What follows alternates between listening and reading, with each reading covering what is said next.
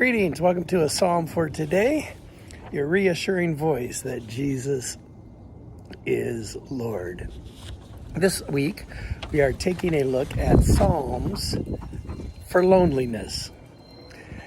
Yesterday, I was doing my cardio workout, and the TV was on in the gym, and I read a line that said there's a loneliness epidemic in the United States.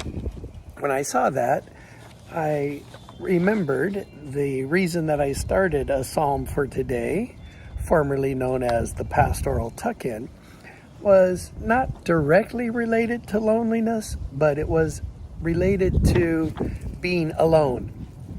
You can be alone and not feel lonely. For example, alone can be solitude. Alone can also be lonely. Solitude is perceived as a positive experience, while loneliness, I've never heard that understood as a positive experience. The statistics are shocking on loneliness. I think you will see why in just a moment. Up to 52% of Americans report feeling lonely. That's over half. Up to 52% report feeling lonely. That's not the surprising part, I think. In daily loneliness, 10% of adults feel lonely every day. Daily loneliness. Here's the one that I think that is surprising. 18 to 24-year-olds, Gen Z, 18 to 24-year-olds, is the largest group that feels lonely. 57% of 18 to 24-year-olds report loneliness. 57% report loneliness. Up to 42% of older adults report periodic loneliness. There's an interesting ethnicity component to loneliness in the United States. Hispanic and Latino adults, 74% report loneliness. Brothers and sisters, as we think about the loneliness epidemic in the United States, I'm guessing it's similar in some of the other countries of our world as well. But as we consider the loneliness epidemic, I think we want to reflect again on Psalm 68:6. He sets the lonely in families. He sets the solitary. He's busy. This is God referring to God, things that God does. So yesterday we featured God sets us. He's resetting you. He's familying you. We made family a verb. He's re-familying us. Jesus is our older brother. God is our father. God re-families us. Today, I want us to think about the role we play, not just in being re-familyed by God, but what can I do in relationship to loneliness? Most of my viewers are not 18 to 24-year-olds. I know we have some, and thank you, 18 to 24-year-olds who view. Well, if 52% of adults feel lonely, and 57% of 18 to 24-year-olds report feeling lonely, what if we connect the two to solve the loneliness epidemic? I'm 64. It is very little effort for me to stay in touch with an 18 to 24-year-old.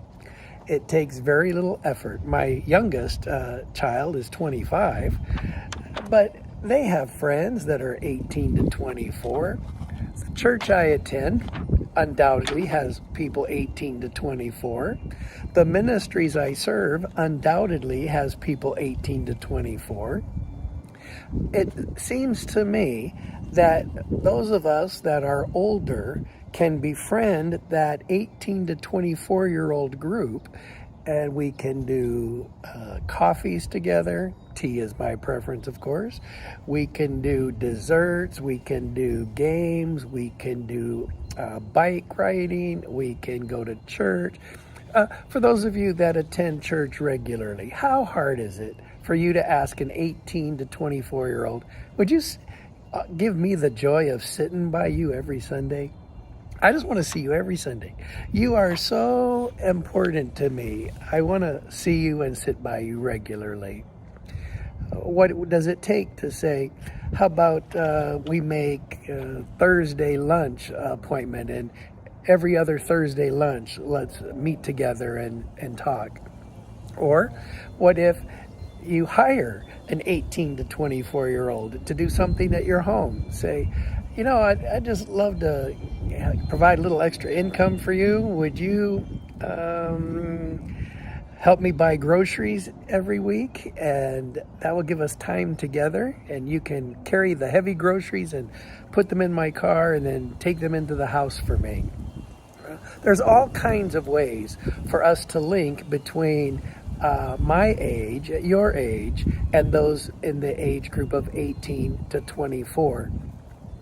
I think that it's possible that when we re-family the church, when we redesign the church as a family, not as a stadium event, not as the idea is we want churches, the theory is, we want churches to get as big as possible and then try to break it into small groups.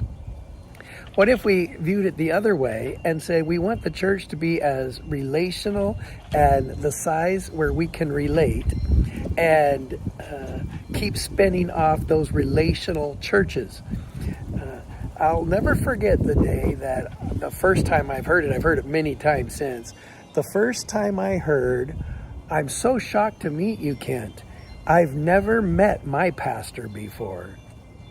I said, "What? You've never met your pastor?" And they say, "No." I said, "Well, what I do here at MCA is I just sit on the platform after every service and say, 'Anybody want to meet? Let's talk.'" And I often would go to a back door. There were so many doors out of MCA, and then so many venues and so many congregations that no one person could cover all of the exits in the various services. But to say accessibility, approachability, demonstrating the humanity that we all share is so easy to do in a local church. Larry Osborne pastored, maybe still does, North Coast Church in the San Diego area, the north coast of the San Diego area.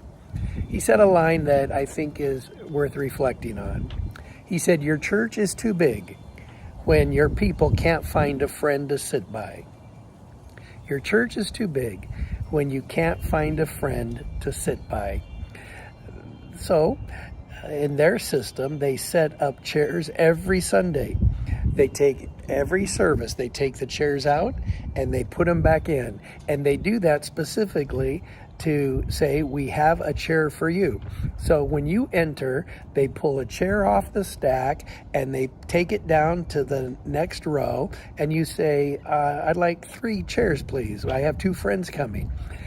Making it super easy to sit by a friend in a worship service.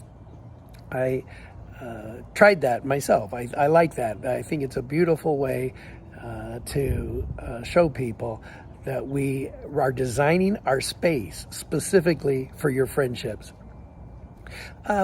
My time's about up on this live stream, but I think we could also talk about the importance of prayer in meeting with our 18 to 24-year-olds or other ages, to simply say, could we meet together and pray? Or could we Zoom? Or could we FaceTime?